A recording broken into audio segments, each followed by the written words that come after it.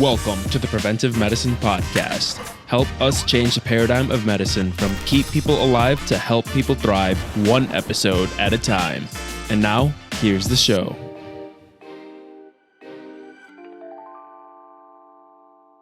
Definitely.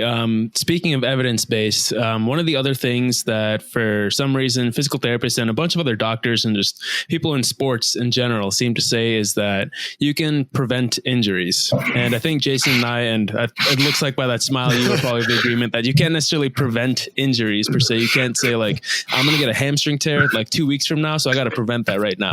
Like we don't know when injuries are going to happen, and we don't there's no way to prepare for it. Like an athlete is not they're not going out in the field knowing they're going to tear a hamstring that day and trying to prevent it. And I think a lot of the discussion needs to be more framed around injury risk reduction and through the lens of evidence-based injury risk reduction. Like that's more of the thing that we should be doing. So what do you think we can be doing more to reduce our risk of injury in that sense versus preventing injuries? Yeah, I think one of the first things is having the overall healthier person. That's a huge one. And within that context, a few things that really get ignored are, for instance, like sleep. When you look at a lot of the research that's around injury risk and sleep, having about like a half an hour more sleep per night has a huge reduction on injury risk for most athletes. In fact, it can be one of the biggest things that we can do from a percentage standpoint.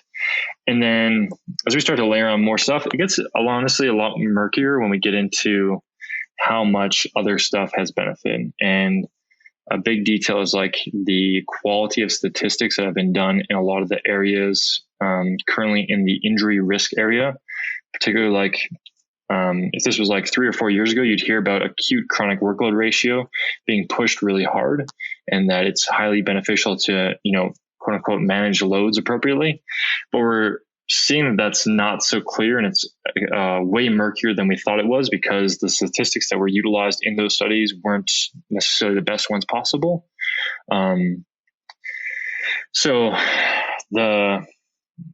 it's a little tricky when we start to get into some of that stuff. Like we do see that for most people, utilizing interventions like resistance training reduces the likelihood that someone will get injured. The degree that it does is going to vary. The type of treatment or the type of actual exercise intervention that we utilize will have a varying effect. Like, for instance, in the case of... Can you guys still hear me? Yeah, we can hear you. Oh, my AirPods just died. Oh, no. So when we're looking at the exercise interventions that we can provide, we see that the Nordic hamstring curl is one that stands out usually as being beneficial for injury reduction, particularly in the case of hamstring strains. However, we don't see that necessarily being implemented very well, and we also haven't seen it done consistently for a long duration.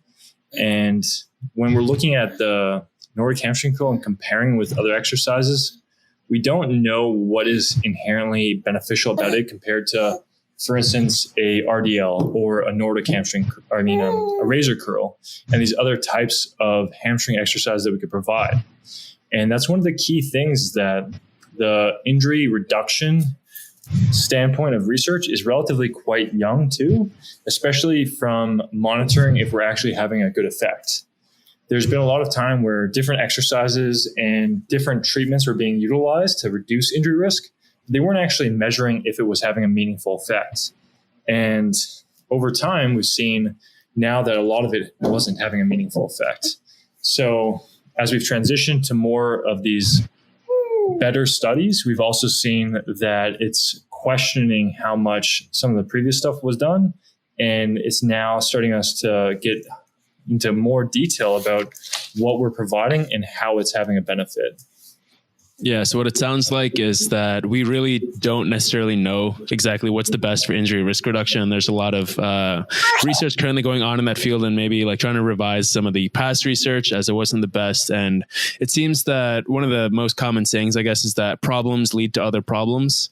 So that original problem being just being in an unhealthy state or like not sleeping, like your basics, not sleeping enough, not eating nutritiously and like fueling your body appropriately. So I think a lot of it seems to come down to those very basics.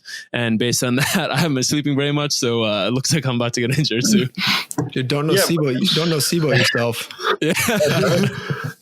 Yeah.